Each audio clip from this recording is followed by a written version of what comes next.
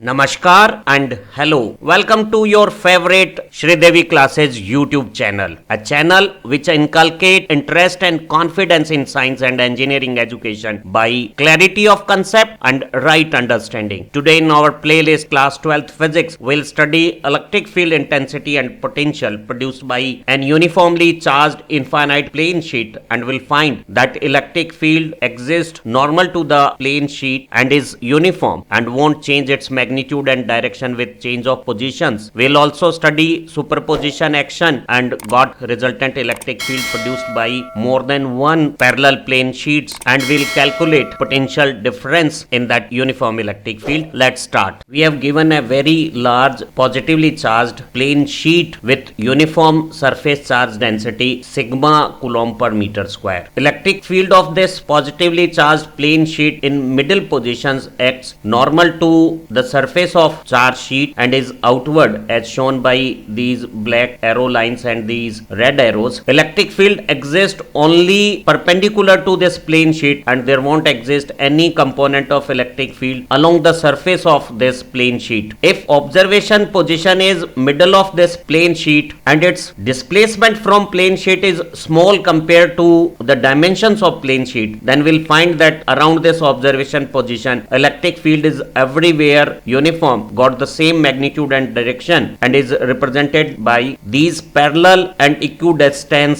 force lines. To find out magnitude of uniform electric field produced by this infinite charge sheet at this observation point P, we'll construct a closed Gaussian surface passing through observation position P, and Gaussian surface is a rectangular parallelepiped or a cylindrical shape where some part of Gaussian surface as 1 and 2 here are parallel to this charge plane sheet, and other part of Gaussian surface as this 3 to the both sides is normal to this plane charge sheet. Here we have taken surface 1 and 2 of an area A and in circular shape, but they could have other shape and size too, but the sides of Gaussian surface must be either parallel to this charge sheet or are normal to this charge sheet. If ds is elemental surface area on Gaussian surface and electric field intensity in this small area ds is E, then the dot product of surface electric field intensity and elemental surface area is elemental flux passing through this small area, and the total flux from closed Gaussian surface can be obtained as closed surface integration of surface electric field intensity, and as per Gauss law it is equal to total enclosed charge within the volume of this Gaussian surface divided by permittivity of surrounding media. As this surface got a total cross section area A meter square and surface charge density on this plane charge sheet is sigma coulomb per meter square, then in this A area which is within this Gaussian surface the total amount of enclosed charge is sigma A, and as per Gauss law total flux coming from this Gaussian surface is sigma A upon epsilon, where epsilon is permittivity of media. Now the total flux, which is closed surface integration of surface electric field intensity, can be converted as 3 plane surface integration of electric field intensity on surface area denoted by this one side plane, this second side plane, and this third surface plane is this cylindrical surface of this closed Gaussian surface. For dot product calculation we have to find out angle between electric field vector and surface area vector, and here for this plane charge sheet electric field is normal to the surface as shown by red arrows here, and for positive charge it is outward at both sides of this plane charge sheet. Now at surface 1 E vector radial outward shown by this red arrow and surface area vector normal to the plane and outward shown by this black arrow got the same direction, so this dot product become a simple product of electric field intensity and surface area. The same can be said for this plane surface 2 where electric field vector and area vector are again aligned to each other, but for this third surface plane E vector shown by this red arrow and area vector normal to the surface and outward are mutually perpendicular, and for 90-degree angle between E vector and area vector cos 90 becomes 0 and this dot product becomes 0, so there won't be any flux crossing across this third part of this closed Gaussian surface, as here everywhere electric force lines are parallel to surface and they won't cross this 3 surface area due to symmetry of electric field at both surface 1 and 2. The strength of electric field is identical and total area of plane 1 1 and 2 is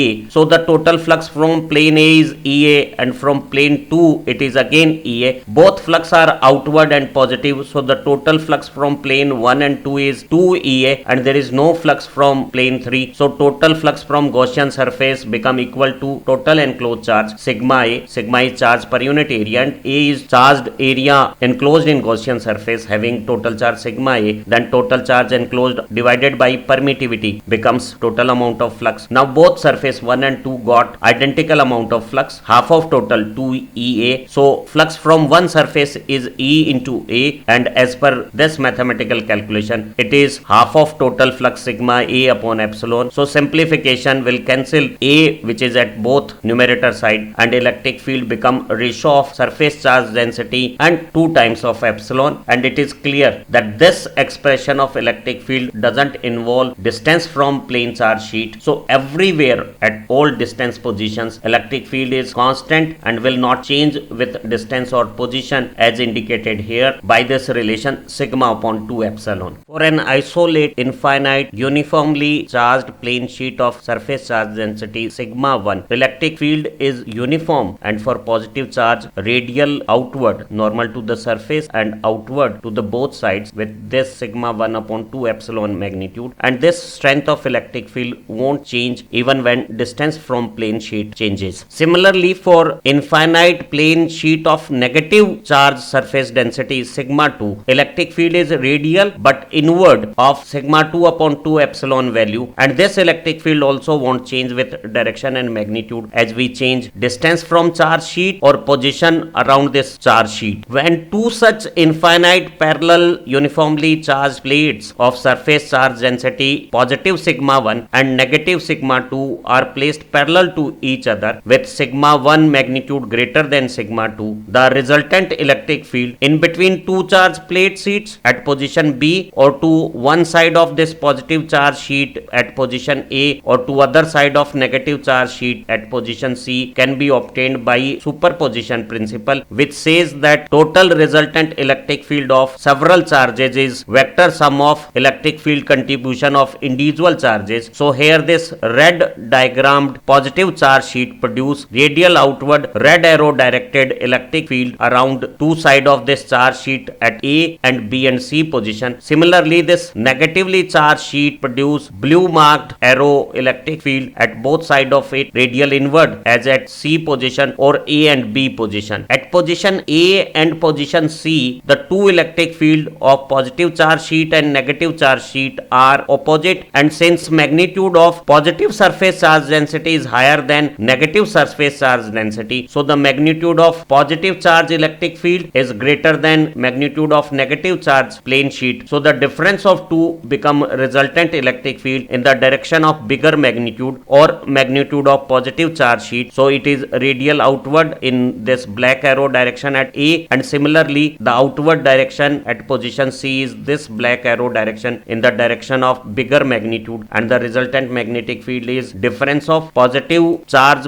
electric field and negative charge electric field. At this mid position, two electric contribution of positive charge sheet shown by this red arrow and this negative charge sheet shown by blue arrow are in the same direction. So at position B, resultant electric field is vector summation of two individual contribution and both in the same direction produce a sum resultant electric field sigma 1 plus sigma 2 divided by 2 epsilon from positive charge sheet to negative charge sheet as shown here, and everywhere in this space in between two plates the magnitude and direction of electric field is everywhere the same. So it produces a constant electric field of sigma 1 plus sigma 2 upon 2 epsilon value directed from positive charge to negative charge sheet. If the magnitude of positive surface charge density and negative charge surface density of previous case are equal in magnitude, say sigma, then this positive charge produce radial outward electric field as shown by white arrows, and this negative charge sheet produce radial inward electric field as shown by yellow arrow at different positions of magnitude sigma upon 2 epsilon, and at position A and C two electric contributions are equal in magnitude and opposite in direction. So the vector sum of these two electric field contribution of positive charge sheet shown by white arrow and negative charge sheet shown by yellow arrow at both position C and A A becomes 0, whereas in mid positions, two electric contribution of equal magnitude sigma upon 2 epsilon in the same direction when add together become a double magnitude and produce an uniform electric field in between the two plates of magnitude sigma upon epsilon. So there won't be any electric field to either side of these plane charge sheet, and there exists a 2 times double magnitude electric field of uniform nature in between two plates directed from positive charge to negative charge as indicated by this green arrow and sigma upon epsilon value. Now this exercise which we have done by superposition can also be tested by Gauss law. If we construct a bigger rectangle parallelepiped or a cylinder of area A enclosing both positive charge sheet and negative charge sheet, and these surfaces are parallel to charge sheet and this cylindrical surface is normal to plane charge sheet, then we'll find that total enclosed charge of this positive charge sheet sigma A and this negatively charged sheet again sigma A, positive and negative total becomes 0, and as the total enclosed charge in Gaussian surface is 0, so the total amount of flux coming out from Gaussian surfaces is also 0. There is no flux crossing across cylindrical sides whether it is incoming or outgoing, and these two A and C sides are symmetrical, so we can say the total of A and C is 0 and both are symmetrical, so there won't be any flux across surface area A, and we know flux across such plane surface area is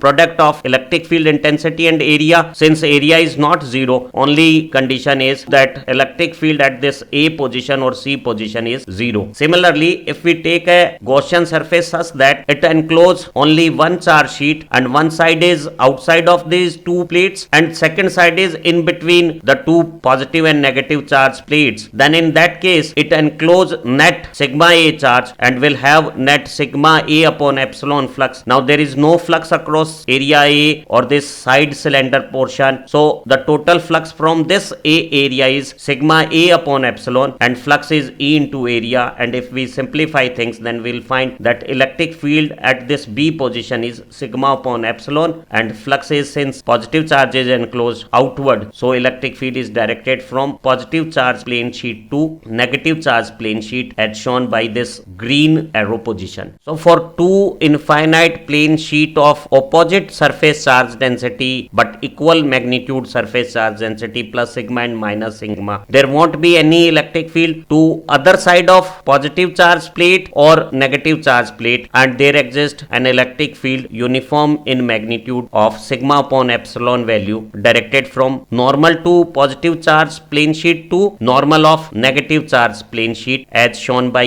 these black arrows, and such uniform electric field is represented by parallel and equidistant force lines. So for these two parallel plates of infinite size having equal magnitude and opposite polarity, the electric field is uniform and got everywhere the same magnitude and direction. So if we place two electrons, one at position M close to positive charge sheet and second at N close to negative charge sheet, then both will experience same amount of force small e multiplied by capital E in opposite direction of electric field from negative charge sheet to positive charge sheet, as negative charge of electron will have force opposite to the direction of electric field. Electric field is directed from positive charge sheet to negative charge sheet and the force on negative charge is opposite, and since both position got identical magnitude of electric field, so identical charge will experience identical amount of force whatsoever its position in this volume in between these two plane charge sheets. If two infinite plane sheets which are parallel to each other got identical magnitude of surface charge density and identical polarity, then both plane sheet produce radial outward electric field of same magnitude everywhere around it. So for this positive charge sheet shown by red diagram will have red directed arrow direction of resultant electric field outward from this positive charge of identical magnitude, and similarly for this blue positively charged plane sheet electric field is radial outward shown by blue arrow at both sides of it. Now we can see in between these two plates at position B, two electric field are equal and opposite in direction. Similarly at A and C, two electric contribution of these two plane parallel charge sheet are of equal magnitude and are in the same direction. So at position B, two electric field each of sigma upon 2 epsilon in opposite direction results in resultant electric field of 0 magnitude. So there won't exist any electric field in between these two infinite positive charge sheets. Whereas at position A and C, two electric field of same magnitude and same direction added together, and sigma upon 2 epsilon and sigma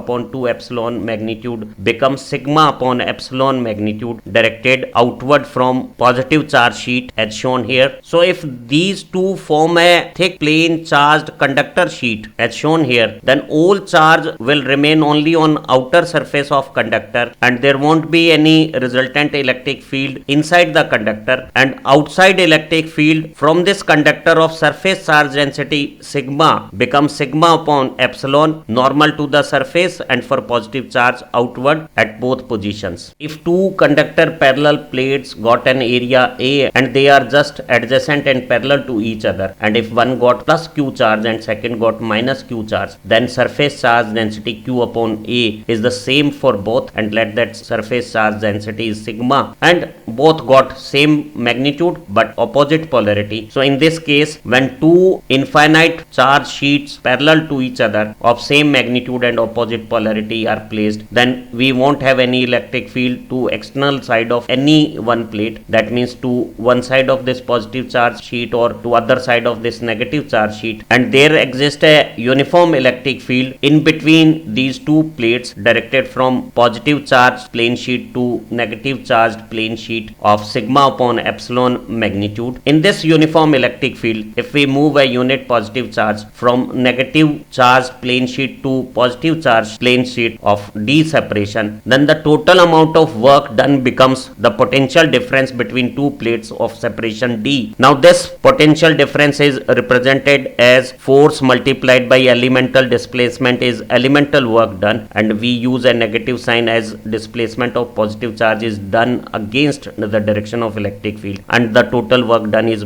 obtained by integration. Since everywhere electric field magnitude is constant and displacement and electric field are in the same direction, E can be brought out and the total amount of displacement between two plates is small d. So potential difference in an uniform electric field of strength E is equal to E multiplied by distance traveled. So here in this uniform electric field between two plates of separation d, potential difference is equal to E into d, and in place of electric field intensity we can write surface charge density divided by permittivity. So potential difference is sigma upon epsilon multiplied by d. Since electric field is directed from high potential to low potential, so we can always say that this negative charge plate got lower potential and positive charge plate got delta V higher potential than negative charge plate. And for same amount of surface charge density, if we change distance between these two opposite polarity charge plane sheets, then we can change potential difference without changing strength of electric field in between these two plates. So if distance become half with same surface charge density, the magnitude of uniform electric field between the plates remains the same, sigma upon epsilon, but the potential difference with half plate separation become half. Similarly, for same surface charge density, if we increase separation between these two opposite charged plane sheets, then we have to increase potential difference between the two. Hopefully, after watching this video, you could understand all detail of electric field produced by a uniform charged infinite plane sheet. Now you also understand how superposition is done when two such charged plane sheets are put parallel to each other, and the potential difference calculation in such uniform electric field is simple product of electric field intensity and distance traveled along electric field. Our other video of same playlist will enhance your physics understanding and remove all sort of confusion to get high success in examinations. We finish this video here only and meet you again with similar informative video. Thank you very much.